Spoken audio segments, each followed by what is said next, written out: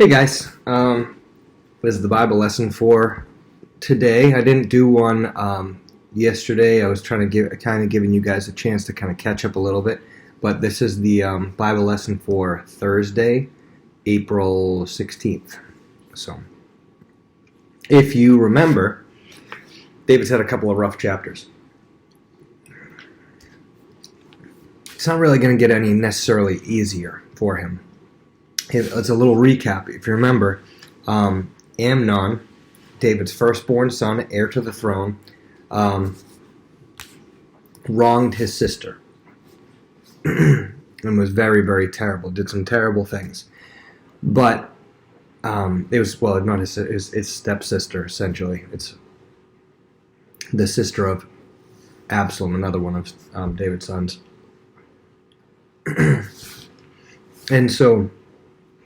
But David, unfortunately, did not discipline Amnon, and he didn't really do anything about it. And so part of the reason, I believe, was because he felt so handicapped by the fact that he himself, and handcuffed by the fact that he himself sinned so much, and in his sin with Bathsheba, and so he felt like, how can I discipline him when I've done the same thing? I killed Uriah over his wife, and so he felt like, how can I discipline him? And when I've done the same thing, and besides, David just loves mercy so much. He hates coming down hard on people and hates being, strict with people. And so Absalom, in retaliation for what happened to his sister, kills Amnon, and then runs away. And that's where and he's been there for 3 years, and that's where we pick up 3 years after this whole thing with Absalom happens. 2 Samuel chapter 14, verse 1. So Joab, the son of Zeruiah, perceived the king's heart was concerned about Absalom. So Joab, if you remember, Joab is his nephew. Joab is the commander of his army. And as I've mentioned before, Joab is he's a very violent man. He's a very vengeful man. He's a very forward man. He's not very passive. He's kind of aggressive. He's a type A personality. He's not one to be, he's not one to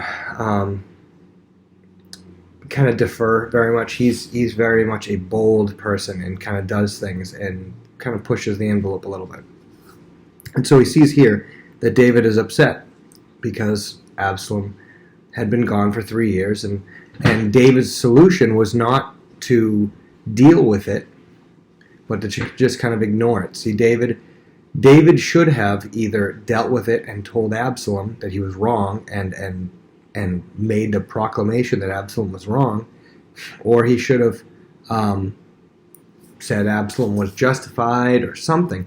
He should have addressed the situation, but instead he just ignores it, and Absalom runs away to Geshur, his grandfather's city, and just stays there. And so, and as we're going to find out, as he stays there, his heart gets more and more and more bitter. But Joab sees it. David is torn up about it. He misses Absalom, and so he came up with a plan. He's cunning. Joab is very cunning. He goes he sends to the city of Tekoa, which is a faraway city, and brought a wise woman there, who's basically just an old widow there, and told her to pretend to be a mourner, put on mourning apparel, and do not anoint yourself with oil, but act like a woman who has been in mourning for a long time for the dead. So basically had her wear like funeral garments and everything, and come and act like she's really sad. And so he said, go to the king and speak to him in this manner, and he coached her, and he told her what to say. I'm sure maybe he paid her for this or something. And so the woman of Tekoa comes before the king, and she fell on her face to the ground and prostrated herself, bowed down, and said, "Help, O king." Now this would have been a nerve-wracking thing for this woman. Picture this woman who's having a story made up by Joab, coming before the king, and as we're going to find out from her, this is a little bit of a nerve-wracking thing, because she doesn't want to make the king mad, because if you make a king mad, he might kill you. But she's probably being paid off by Joab a little bit to do this. But so she seeks help. And he said, "What troubles you?" So you see, in these days, as I mentioned before, people would come to the king if they had matters that weren't settled in a fair way. They would appeal to the king and ask the king to take care of it. And so this is a typical type of thing. It's like when Nathan came to the king and said, "Hey king, there's this guy," when he said, and then he said, "You are that man." Similar situation. People know how to get to David.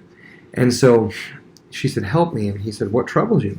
And she said, well, he tells a story. She said, she's a widow and her husband died. And she had only 2 sons. Now, in this situation where the husband is dead, the 2 sons had to take care of the mom. And if they couldn't take care of the mom, then she couldn't eat. She needed to eat by them working and taking care of her and doing all the farm work and everything to make sure that she could have food. Well, she said while they were out in the field, her 2 sons, again, this is a made-up story, her 2 sons are fighting each other, and one of them kills the other during the fight. And she tells him, and this is verse 6 and 7, that because one of them died, tradition is a family member would go after and become the avenger of blood. That was part of the Mosaic law was if you killed someone, that somebody's relative would come and take vengeance on you for that. And so she's saying, my 2 sons were fighting, one of them killed the other, and now their family members are demanding that I hand him over to be put to death for murder. And she's like, but she's concerned because she said, "But please help, O king. I don't have anyone to provide for me. This is my last ember. She said, they will extinguish my ember that is left, and leave my husband neither name nor remnant on the earth." But so she's saying, our family line will be wiped out. We'll have nothing left if my last son is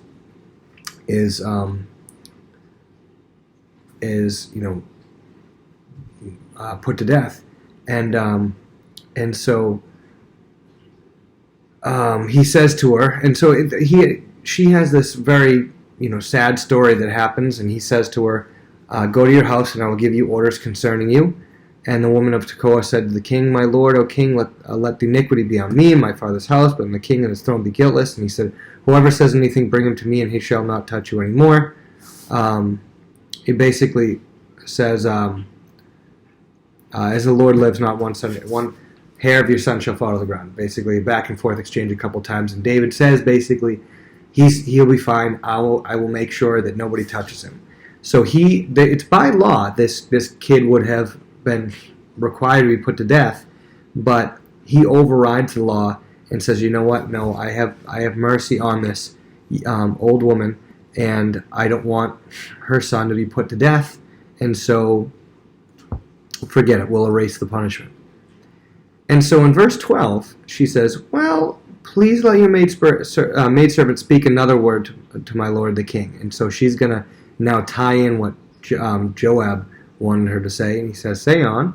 She said, "Okay, well, why have you schemed such a thing against the people of God? For the king speaks this thing as one who's guilty, and that the king does not bring his banished son home. For we will surely die and become water spilled on the ground, which cannot be gathered up again. Yet God does not take away a life, but he devises means so that his banished ones are not expelled from him." So she basically says to him, "All right, if that works for my son, if my son can be forgiven, then why don't you forgive your own son, king? Why don't, if that's a good thing for me, why don't you take your own advice and let your own son be brought back?" And so she kind of brings it full circle back to him, obviously by Joab's plans, and so he says, and so she kind of says all this stuff, and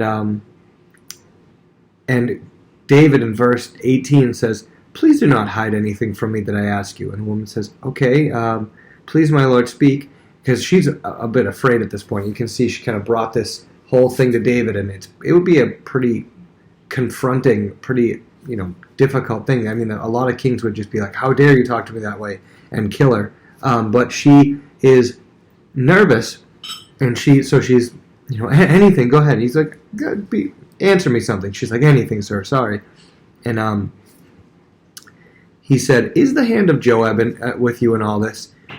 he hears her whole long spiel, and she went on longer than I explained, but he kind of hears her words, and he's like, yeah. Tell me something. She's like, yes, king, anything, but I don't want to upset you anymore. He goes, did Joab put you up to this?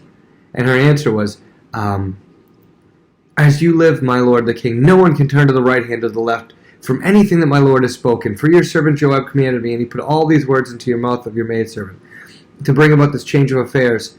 But my lord is wise according to the wisdom of the angel of God, to know everything that is in the earth. She basically was buttering him up, being like, okay, don't hold this against me, please. And so he probably thinks about it for a minute, and he says to Joab, who's probably standing like right there, and he's like, and he looks over at Joab, and Joab's probably like, I'm not doing anything. And he looks at Joab and says, okay, Joab, fine. I granted this thing. Go therefore, bring him back. Bring back the young man Absalom. And Joab fell on the ground to his face, bowed himself, and thanked the king. And so he goes to Geshur and brings Absalom back. And so Joab thinks, all right, great. We can forget this whole thing. We can move on. David's not going to be upset anymore. David's going to move on. He's not going to mope around anymore. But in verse 24, the king said, let him return to his own house. Absalom can return to his house, but do not let him see my face. So Absalom returned to his own house and did not see the king's face. So basically David said, fine, you can bring him back to Jerusalem, but I'm still not going to see him. You see, he's still not dealing with it. He's granting Joab's request, but he is not dealing with it. David just does not like to deal with things. And sometimes things are going to have to be dealt with, even if you don't want to deal with them. Now in verse 25, it said, in all Israel there's no one who was praised as much as Absalom for his good looks.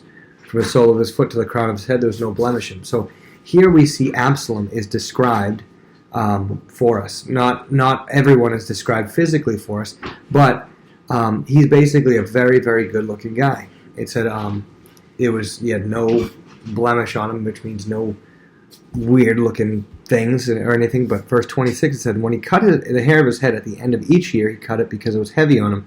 And when he cut it, he weighed the hair of his head at 200 shekels according to the king's standard. So he had really long hair. That 200 shekels is somewhere around like 5 to 5.5 pounds. And so each year he would cut his hair, let his hair grow long and let it grow out. And he would cut his hair, and each time when he cut it, it would weigh 5 pounds. 5 pounds of hair. I mean, that's a lot of hair. I mean, I don't know how, Kayleen, I don't know how long your hair is, but, I don't know how heavy your hair is, but you have pretty long hair, but I wouldn't say it's 5 pounds. I mean, picture, he must have had this big, bushy mane of hair going all the way down his back, probably big, curly, bushy hair, and every year when he cut it, it weighed 5 pounds. I mean, he must have long hair. And it was like, his glory, the crown, was something he was very proud of, and everybody would talk about his hair, and everybody would talk about how handsome he was.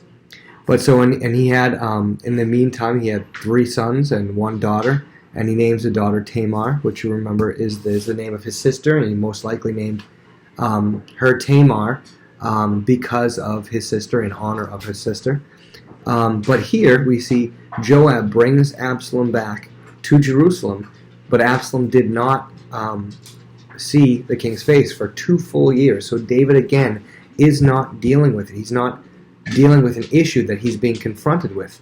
He's not, he's trying to just push it down the road, and he's trying to wait and hope it just kind of deals with it with itself and just kind of takes care of itself. And sometimes we can want to do this and not want to really deal with things. There we're going back. We sometimes want to just try to hope it all works itself out. We don't have to do anything about it. But that rarely happens. Things really just take care of themselves. And so 2 years pass, and meanwhile, Absalom is getting more and more angry. And Absalom sent for Joab to send him to the king. Like Absalom sending Joab messages, because Joab brought him to Jerusalem, and Absalom thinks that everything's going to be fine. But he comes to Jerusalem, and he's not even allowed to see the king. And so he keeps sending messages to Joab, and Joab never responds. Joab would never respond back to Absalom. And he sent a second time. He would not come. He's like, all all right, I see how it is. Okay, you're not going to come. And so what does he do? He goes and in verse 30, he said to his servants, he goes, you know what? Job's field is fairly close to mine. Remember, they were cousins, because what kind of cousins? Not really. Oh yeah, they were cousins. Sorry, they were cousins, and so the fields would be close to one another since they were related. And he goes, you know, Joab's field is somewhat near mine. He has some barley there. He says to his servant, go there and set it on fire. Let's see if he responds to the message now. And Absalom's servants go and set it on fire. I remember, you know, earlier in my life when I was younger, my parents had someone who did work on their house for them that cost a lot of money. And my father wanted to talk to the person, but the worker, because there was problems with it, and they had paid a good chunk of money on the work that needed to be done, and they were calling him, and he wouldn't call back, and wouldn't call back, and wouldn't call back. And so my parents were like, all right, we'll just cancel the check. We'll make sure that the money gets canceled. And so the guy went to get the check, and they said, no, this check is no good because they canceled it. And you know what happened? He called back right away. You know, I remember when I was in an apartment early on, I had, I don't remember if it was the oven or the fridge that broke. Both of them broke, but I don't remember if this particular circumstance was the oven or the fridge. But one of them broke, and I was calling the landlord because it's an apartment, it's his house, he has to take care of things like that. It was his responsibility to take care of them, and I called him to take care of it. And I would leave a message, and he wouldn't call me back. I'd leave a message, he wouldn't call me back. For days this was going on, leaving messages. I think it was the oven, actually. And it was a while that we didn't have one. I was calling and calling and calling and calling. And he wouldn't call us back. And so I finally left him a message and said, you know, I've called you a bunch of times. You're not calling me back. So I'm just going to have to take care of it myself. I'm going to call a repairman, have him come out and fix it, and then I'll just take the money out of what I owe you for rent, and I'll just take it out of there. And what that would be is that would cost him a lot more than if he kind of took care of the issue himself, like got somebody that he knows, or he took care of it himself. That was basically going to cost him a lot of money. So what happened? When as soon as I hung up the phone, within an hour, I get a call back and say, don't get a repairman, don't hire a repairman. You didn't hire a repairman yet, right? I said, no, I haven't hired one yet. He goes, okay, I'll take care of it. I'll be right over. And he took care of it. You know, sometimes you have to kind of get somebody's attention with very surprising measures. So Absalom, with his long flowing hair, goes and sets Job's field on fire. Says, let's see if he responds back now. And Job arose and came to his house, Absalom's house, and said to him, verse 31, said to him, why have your servants set my field on fire? I think, you know, we can't read tone from Scripture, but I don't think he responded with a, hey, why have your servants set my field on fire? Why did they do that? I think it was, why did your servants set my field on fire? You know, and Absalom answered to Joab, look, I sent to you, saying, come here, so that I may send you to the king, saying, why have you come from Geshur? He basically has this complaint. He said, I sent for you because I wanted to go to the king, and he makes this case. He said, I need to see the king's face, because if I was fine, if I was right, then I'm right. But if I did sinfully, then execute me. He goes, I demand, if the king thinks that I did something wrong in killing Amnon, if he really thinks it's murder, I demand he kills me. And so Absalom really puts all his chips on the table and really calls David's bluff. Because David here is, if Absalom is wrong, then that means Absalom murdered Amnon.